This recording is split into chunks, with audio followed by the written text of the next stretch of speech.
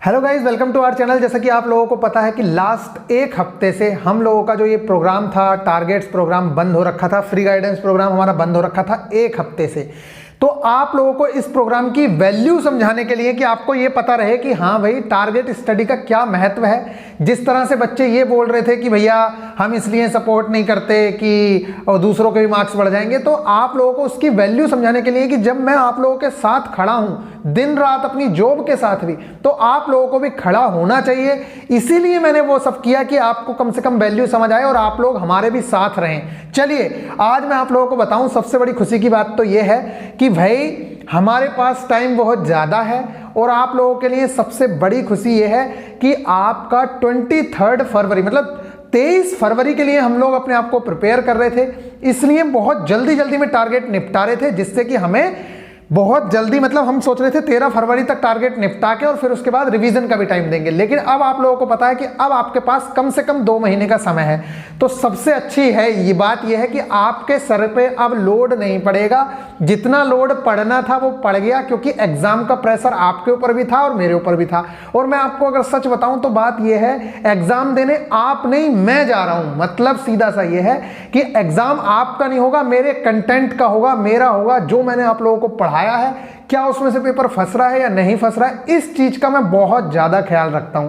इसलिए आप लोगों को बिल्कुल टेंशन लेने की जरूरत नहीं है। बिल्कुल टू द पॉइंट जो आपके सिलेबस के अकॉर्डिंग कंटेंट आपको मिलना चाहिए, वो कंटेंट मैं आप लोगों को प्रोवाइड करवा रहा हूं। तो प्लीज टेंशन मत लो और अब बिल्कुल टेंशन फ्री हो जाओ, क्योंकि आपके पास बहुत ज्यादा टाइम है और पीछे की चीजें विद रिवीजन आपके साथ लेके चलेंगे। जो पीछे 21 टारगेट भी हो गए ना, उन टारगेट्स को भी मैं दोबारा आपके साथ रिवाइज कराता चलूंगा, क्योंकि न्यू स्टूडेंट्स को टारगेट देने रहेंगे और आपको मैं उस चीज का रिवीजन कराते रहूंगा। तो मैं आप लोगों से रिक्वेस्ट करूंगा कि प्लीज जो चीज उनको दी जा रही है उस चीज को आप एज अ रिवीजन लें और रिवीजन करते चलें, क्योंकि आपका अगर रिवीजन पीछे का नहीं रहा तो आप आगे बढ़ते चले जाओगे, फिर उस चीज का मतलब नहीं है। और फिर मैं आपको बता दूं, एग्जाम से पहले आपके पास बहुत सारी चीजें हो जाएंगी रिवीजन करने के लिए। इसलिए अभी उन चीजों को उड़ाते चलो, जिससे एग्जाम के टाइम पे आपको ये ना लगे कि कोई चीज नई है। आपको सब कुछ लगना चाहिए कि यार ये तो मैं 10-10 बार पढ़ चुका हूं। और एक बात ध्यान रखना, आपके मन में बार बार आएगा कि यार ये तो मैंने पढ़ रखा है, इसका क्या पढ़ना है, लेकिन फिर भी आपको पढ़ना है। क्योंकि वो जब आप नोटबुक खोलते हो तो आपको लगता है कि यार मेरा पढ़ा हुआ है, लेकिन ऐसा है नहीं। पढ़ा हुआ भले ही है, जब क्वेश्चन आएगा तो आप कंफ्यूज हो जाओगे। इसलिए आपको बार बार चीजें रिवाइज करनी है। मॉर्निंग और इवनिंग का टाइम रिवीजन के लिए बेस्ट टाइम होता है। इसलिए आप अपना मॉर्निंग का 1 से 2 घंटा और इवनिंग का 1 से 2 घंटा छत पे टहलते हुए या जैसा आपका मन हो उस टाइम पे रिवीजन करिए। बहुत अच्छी टाइमिंग मानी जाती है। मॉर्निंग वॉक कर रहे हो, मॉर्निंग वॉक पे घूम रहे हो, अपनी नोटबुक ले लो, रिवीजन करते चले जाओ। स्टैटिक जीके, करंट अफेयर्स, क्योंकि ये चीजें बार बार पढ़ने से ही याद होंगी, अदरवाइज आप लोगों को याद नहीं होंगी। अब बात करते हैं टारगेट्स की। चलिए टारगेट में क्या है, तो टारगेट में मैंने पूरा ख्याल रखा है कि भैया हमारे बच्चों का रूटीन टूट गया था, इसलिए एकदम से ना तो आपके ऊपर प्रेशर डालना है। धीरे धीरे इस हफ्ते आप लोगों का बहुत अच्छे से मैं रूटीन बना दूंगा और फिर अगले हफ्ते से धुआंधार सारी चीजें चलेंगी। तो इस हफ्ते भी ऐसा नहीं है, टारगेट्स बहुत ज्यादा हैं, लेकिन पीछे की चीजें रिवीजन वाली इसमें ज्यादा इंक्लूड हैं और नई चीजें थोड़ी कम कर दी हैं, जिससे कि आपके ऊपर प्रेशर ना पड़े। चलिए बात करते हैं क्या है स्टैटिक जीके और साइंस, मैथ्स, रीजनिंग, क्या क्या टारगेट्स रखे गए हैं। और हाँ, उससे पहले मैं आप लोगों को बता दूं, जिन लोगों के पास टेस्ट सीरीज वगैरह नहीं है, अभी एक वीडियो इससे पहले मैंने शायद डाल दी होगी या मैं डालूंगा, टेस्ट सीरीज किस तरह से परचेज करनी है। अभी परचेज कर लो, क्योंकि इस टाइम पे 18 मंथ्स के लिए आप लोगों को मिल रहा है। बाद में 18 मंथ्स का नहीं होगा, 12 मंथ का हो जाएगा, और वो भी 360 में। और इस टाइम पे आप लोगों को मिल रहा है 340 में 18 मंथ्स। तो आप लोग देख सकते हैं, और बाकी उनका कारवार का भी है कुछ, तो बाकी वो आप लोग देख लेना। फिलहाल बस इतना ही था बताना। चलिए यहाँ पे बात करते हैं। तो टारगेट में मैंने जो मोस्ट इंपॉर्टेंट चीज रखी है, ये वाला हमारा टॉपिक रह गया था। मोस्ट इंपोर्टेंट टॉपिक होता है कैबिनेट मिनिस्टर्स का। और ये क्यों मैं अब करा रहा हूं, बात यह है 5 राज्यों में इलेक्शन है, ठीक है। इनमें से बहुत सारे चेहरे आप लोगों के साथ चर्चा में आएंगे। मतलब चुनावी रण में अगर देख रहे हो आप, 5 राज्यों का चुनाव हो रहा है, तो ये वाली जो चीजें हैं आपके लिए बहुत ज्यादा इंपॉर्टेंट हो जाती हैं। इसलिए आपको कैबिनेट मिनिस्टर्स से रिलेटेड, चाहे वो राजनाथ सिंह हो, चाहे वो विदेश मंत्री हो, चाहे कोई भी चीज हो, ये सारी की सारी चीजें आप लोगों को रटी होनी चाहिए। तो मैंने ज्यादा नहीं इंक्लूड किया है, सिर्फ ये इंक्लूड किए हैं। और आप कोरिलेट करना सीख जाओ, चीजों को बड़ी ही आसानी से करना याद होना शुरू हो जाएंगी। बस एक वर्ड उठाया करो, जैसे वित्त मंत्री है, ठीक है। अब मान लो वित्त मंत्री है और इधर निर्मला सीतारमण है, मान लो, मैं कह नहीं रहा हूं, इधर मान लो निर्मला सीतारमण है, तो बस आप लोग निर्मला सीतारमण में से कोई एक वर्ड उठा के इस वित्त से कनेक्ट कर दो। जैसे कि मैंने आप लोगों को जन्नत से कनेक्ट करा, बाकी चीजों से कनेक्ट करा, बस आपको कनेक्ट करना आ गया तो आप बाकी सारी चीजों को बहुत ही आसानी से कर सकते हो। समझ आ गई? जैसे एक मेरा दोस्त था मैकेनिकल इंजीनियरिंग में, चंदन कुमार, ठीक है। अब चंदन कुमार था तो एक बुक का नाम आया, एल्यूमिनियम करके कुछ बुक थी, तो एल्यूमिनियम को मैकेनिकल से कोरिलेट कर दिया, और वो तपन चंद ने लिखी थी शायद बुक, तपन चंद ऐसे करके, 2018 की बात बता रहा हूं, तो वो उस चीज से रिलेट कर लिया कि भाई मैकेनिकल एल्यूमिनियम, मतलब अगर बुक में कहीं एल्यूमिनियम आ गया तो चंदन का नाम आएगा, मतलब कहीं भी चंद दिख जाए उसी का आंसर लगाना है। पूरा नाम याद रखने की जरूरत किसे है? समझ आ गई ना? सिर्फ कोरिलेट करना सीखो, आंसर तो आपके सामने पड़ा होगा, ऑप्शंस में आंसर तो सामने पड़े होंगे, और ऐसा नहीं है कि 4 ऑप्शन में से 2 जगह चंद लिखा हुआ आ जाएगा, ऐसा कभी नहीं होता है, ठीक है। वो तो बहुत ही ज्यादा किस्मत खराब है तो हो जाएगा, अदरवाइज ऐसा कभी नहीं होता है, एक ही जगह आएगा। और इसी तरीके से जिनके बहुत लंबे नाम होते हैं उनका भी एक बीच की नाम याद रखना होता है बस, क्योंकि ऐसा नहीं है कि भैया 10 नामों में वही चीज आ जाएगी। आप नोबेल प्राइज याद करो चाहे कुछ भी याद करो, एक वर्ड उसका याद कर लिया करो, बस वही इनफ है आपके लिए। चलिए, तो कैबिनेट मिनिस्टर्स आपको याद करने हैं। ब्रांड एम्बेसडर की अगर मैं बात करूं तो देखो इसमें कौन से ब्रांड एम्बेसडर आपके लिए इंपॉर्टेंट है। अगर किसी भी खिलाड़ी को इस बार राजीव गांधी खेल रत्न अवार्ड मिला है तो वो आपके लिए इंपॉर्टेंट हो जाएगा, अगर वो किसी भी चीज का ब्रांड एम्बेसडर है, ठीक है। समझ आ गई? कोई भी खिलाड़ी, ठीक है, अगर मान लो कोई अभी मूवी फेमस हुई है और उस मूवी के एक्टर ने किसी चीज का ब्रांड एम्बेसडर बना है तो वो आप लोगों के लिए इंपॉर्टेंट होते हैं। कहने का मतलब यह है जो भी चर्चित चेहरे अभी चर्चा में आए हैं, जैसे कंगना रनौत, मान लो कह रहा हूं, है नहीं, अगर वो किसी चीज की ब्रांड एम्बेसडर बन जाए तो वो आपके लिए चर्चा का विषय होंगी और वो क्वेश्चन पूछा जा सकता है। समझ आती है? इसी तरीके से किसी ने ओलंपिक में अवार्ड जीता है और अगर वो ब्रांड एम्बेसडर बनाए गए हैं किसी के तो वो पूछे जाते हैं। और स्पेशली जो गर्ल्स हैं, अगर उन्होंने ओलंपिक में कोई अवार्ड जीत लिया और तो उन्हें ब्रांड एम्बेसडर बनाया जाता है। इसलिए मैं आप लोगों से रिक्वेस्ट करूंगा, जैसे कुछ बड़े चेहरे हैं, जैसे अमिताभ बच्चन है, वो बहुत सारी चीजों के ब्रांड एम्बेसडर हैं, तो अमिताभ बच्चन का नाम लिख के उनके सामने सारे एक जगह लिख दो, जितनी भी चीजों के ब्रांड एम्बेसडर। ऐसे नहीं कि भैया इसका अमिताभ बच्चन, फिर नीचे अक्षय कुमार, श्रद्धा और ये सब करके फिर बाद में एक बार फिर अमिताभ बच्चन, ऐसे याद नहीं होगा। अमिताभ बच्चन जिन भी चीजों के हैं, चाहे वो मुथूट ग्रुप है, चाहे किसी भी चीज है, सबके सबको एक जगह लिखो और याद कर लो कि अमिताभ बच्चन इन 10 चीजों के ब्रांड एम्बेसडर है साहब, शाहरुख खान इन 4 चीजों के ब्रांड एम्बेसडर है। इस तरीके से याद करोगे तो आपको याद हो जाएंगे। अगली बात, 36 एशियन वर्चुअल समिट। यहां से आपसे ये पूछा जाता है कि भैया एशियन जो समिट हुई थी वो कौन सा संस्करण था, तो 36वां संस्करण था। और बाकी इसमें जो मोस्ट इंपोर्टेंट चीजें हैं बस वही हैं कि आसियान का हेडक्वार्टर कहां पे है, ऐसी चीजें पूछ ली जाती हैं, बाकी इससे ज्यादा कुछ नहीं। सेम ऐसे ही है ये जो नाम कॉन्फ्रेंस है 2020, इसके बारे में भी आप लोगों से पूछा जाएगा कि कौन सा संस्करण था या कहां पे हुआ।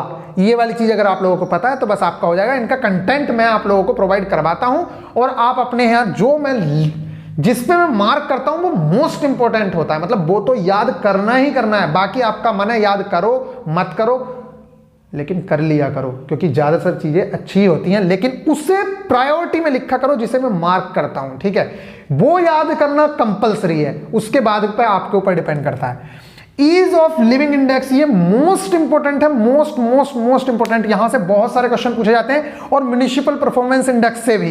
ये दोनों चीजें वो हैं, इसका मतलब है कि कौन सा शहर रहने के हिसाब से बहुत अच्छा माना गया है, ठीक है। और यहां से ये भी क्वेश्चन पूछा जाता है, मैं आपसे क्वेश्चन पूछूंगा, ये ईज ऑफ लिविंग इंडेक्स है, कौन जारी करता है, मतलब इसे जारी करने वाली संस्था का नाम क्या है, या कौन सा डिपार्टमेंट इसे जारी करता है, ये आप कमेंट करके बताएंगे। और यहां से जो क्वेश्चन पूछे जाते हैं, बहुत ज्यादा क्वेश्चन पूछे जाते हैं, ठीक है। तो इस चीज को मैं प्रोवाइड कराऊंगा, आप लोग देख लेना। इस तरह से क्वेश्चन पूछे जाते हैं कि बड़े शहरों के हिसाब से रहने के लिए इंडिया में सबसे अच्छा कौन सा शहर है, और छोटा शहर रहने के हिसाब से कौन सा सबसे अच्छा है। ईज ऑफ लिविंग इंडेक्स है ये, ठीक है। तो बहुत सारी कंसीडर की जाती हैं चीजें, मैं सिंपल भाषा में समझा रहा हूं कि सिर्फ रहने के हिसाब से आप मान लो कि हाँ भाई बेंगलुरु अच्छा है, शिमला अच्छा है, ये वाली चीजें आप लोगों को पता चल जाएंगी। और जो चर्चित नाम है ना, वही नाम यहाँ पे आते हैं। और इसके अलावा आप लोगों से ये पूछा जाता है कि सबसे गंदा कौन है, तो वो भी आप लोगों को याद करना है। और दिल्ली का नाम पूछ लिया जाता है कि भैया दिल्ली जो है, वो जो हमारी कैपिटल है, वो कौन से नंबर पे है। चलिए, अब मैंने साइंस में क्या है, ज्यादा चीजें नहीं दी हैं। साइंस में मैंने आप लोगों को जो 2 चैप्टर हैं हमारे एनसीईआरटी के क्लास 10th के पहला वाला चैप्टर केमिकल रिएक्शन वाला और दूसरा वाला चैप्टर जो एसिड और बेस वाला है, उन दोनों चैप्टर को मैंने दोबारा से रिवीजन करने के लिए दे दिया, क्योंकि हमने पहले बहुत जल्दी जल्दी में वो चैप्टर किए हैं, तो बच्चों को टाइम नहीं मिला था उस चीज को अच्छे से पढ़ने का। तो अब प्लीज आप उसे बहुत अच्छे से पढ़िए। और ब्रह्मांड और हमारा सौरमंडल, अब आप लोगों को मैं बता दूं, अब कुछ एक्स्ट्रा चीजें करना शुरू कर रहे हैं जो आपके एनटीपीसी में भी काम आएंगी। लेखपाल हो, यूपी पुलिस हो, स्टेट एग्जाम हो, ना सिर्फ ग्रुप डी बल्कि ग्रुप डी का तो स्टैटिक वाला पार्ट कंप्लीट होगा और एग्जाम के लिए भी आप लोग प्रिपेयर हो जाओगे। इसलिए आप लोगों को ये वाली चीजें मैं देना शुरू कर रहा हूं, क्योंकि आपके पास टाइम बहुत ज्यादा है और इस तरह के क्वेश्चन छोटे छोटे पूछ लिए जाते हैं ग्रुप डी में भी। तो आपके लिए ग्रुप डी में भी काम आएगा, एनटीपीसी में भी काम आएगा, आगे एएलपी दोगे, जेई दोगे, कुछ भी दोगे ना, तो आप फिर जीके से डरोगे नहीं, क्योंकि आपके मोस्ट इंपोर्टेंट टॉपिक्स तैयार हो रखे होंगे। तो गाइज एक मिनट में देख लेता हूं। हाँ ठीक है, अभी तो काफी है। तो ये वाली चीज हो गई। इसके अलावा एक बायो का छोटा सा लेक्चर मैं आप लोगों को सजेस्ट करूंगा। जैसा कि मैंने आप लोगों को बताया कि ज्यादा पढ़ने की जरूरत नहीं है, बायो में मोस्ट इंपोर्टेंट चीजें आपकी हो भी रखी हैं, मतलब मैं बताऊं तो आपका 40% 50% सिलेबस हो रखा है। उसके अलावा जो बाकी चीजें बची हैं वो आप लोगों को प्रोवाइड कराते रहेंगे। फिजिक्स केमिस्ट्री चली रही थी और अब इतना टाइम है कि अब उसके न्यूमेरिकल भी मैं करवा दूंगा, कोई टेंशन लेने की जरूरत नहीं है। चलिए, और अब देख रहा हूं कि कोई एक बंदा हेल्प करने वाला मिल जाएगा तो भाई वो एडिट कर दिया करेंगे वीडियो को, क्योंकि अकेले से हो नहीं पाएगा। तो मैं आप लोगों को और ज्यादा वीडियोस प्रोवाइड करवा पाऊंगा चैप्टर्स की भी, मतलब न्यूमेरिकल्स हो फिजिक्स के, चाहे वो मैथ्स के चैप्टर हो, चाहे वो रीजनिंग में कथन निष्कर्ष। आप बिल्कुल टेंशन मत लो, रीजनिंग में कथन निष्कर्ष पूर्व धारणा कराई जाएंगी, ठीक है, और बड़ी ही आसानी से आप सब कुछ कर लोगे। रिवीजन क्लास 10th के एनसीईआरटी के। और इसके अलावा कुछ इंपॉर्टेंट रोग हैं जो मैंने इसमें इंक्लूड किए हैं, 4 से 5 हैं जो बहुत ज्यादा पूछे जाते हैं। समझ रहे हो ना कौन से रोगों की बात कर रहे हैं, जैसे हीमोफीलिया है, एड्स है, इन चीज़ों के बारे में जो बहुत ज़्यादा चर्चित हैं, उनसे क्वेश्चंस पूछे जाते हैं। क्योंकि आप लोगों को पता है जब से कोरोना आया है तो हमारे लिए मानव शरीर में होने वाले जितने भी रोग हैं, चाहे वो वायरस से हो, जीवाणु से हो, विषाणु से हो, किसी भी चीज़ से हो, वो हमारे लिए सब कुछ इंपॉर्टेंट है, ठीक है।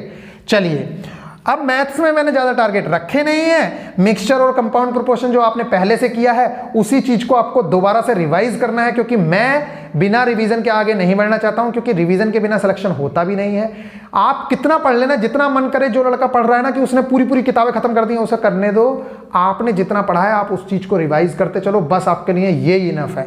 और इंपॉर्टेंट प्रीवियस ईयर आप लोगों को लगाने हैं, बस जो मैं दूंगा आप लोगों को प्रीवियस ईयर, आपको इससे ज्यादा करने की जरूरत नहीं है। तो गाइज ये रहा आपका टारगेट। रीजनिंग में आप लोगों को प्रैक्टिस सेट दूंगा मैं, ठीक है, एक प्रैक्टिस सेट दूंगा रीजनिंग का। रीजनिंग की तो बात यह है कि जिसके एक बार कॉन्सेप्ट क्लियर हो गए उसे बस प्रैक्टिस ही करते चलनी है। बाकी क्लॉक, कैलेंडर, ये वाले चैप्टर्स मैं कराने की कोशिश करूंगा, और पूर्व धारणा और कथन निष्कर्ष ये वाले चैप्टर बचे हैं जो मैं बहुत अच्छे से आप लोगों को करवाऊंगा, ठीक है। इसके अलावा जो मैं टारगेट दूंगा अभी न्यू स्टूडेंट को, वो वाला टारगेट आपको एज अ रिवीजन लेना है। मतलब रिवीजन के मकसद से उस चीज को जरूर से जरूर पूरा करना है, मजाक मत समझना, आपको वो करना ही है, ठीक है। चलिए मिलेंगे फिर नेक्स्ट वीडियो में, तब तक के लिए बाय। जिन लोगों के पास टेस्ट सीरीज नहीं है अभी टाइम है, आप लोग टेस्ट सीरीज ले लो। आज रात 12 बजे तक 340 में आपको 18 मंथ का पास, और ये पास ना सिर्फ आप लोगों के ग्रुप डी में काम आएगा बल्कि एएलपी का एग्जाम हो, जेई का पास, ऑल ओवर इंडिया, चाहे लेखपाल हो, यूपी पुलिस हो, कोई भी एग्जाम दोगे तो इनके पास सारी की सारी टेस्ट सीरीज एक ही बार में, अगर आपने एक बार पास ले लिया तो आप कोई भी एग्जाम, चाहे वो एसएससी का एग्जाम हो, चाहे वो रेलवे का हो, बैंकिंग का हो, सबकी टेस्ट सीरीज लगा सकते हो। तो गाइज बहुत अच्छा चांस है। और अगर 4:2:1 के अकॉर्डिंग पढ़ना है तो टेस्ट तो लेना ही पड़ेगा। बिना टेस्ट के अगर आप पढ़ोगे तो बहुत गलती करोगे। चलिए मिलेंगे फिर नेक्स्ट वीडियो में, तब तक के लिए बाय, टेक केयर।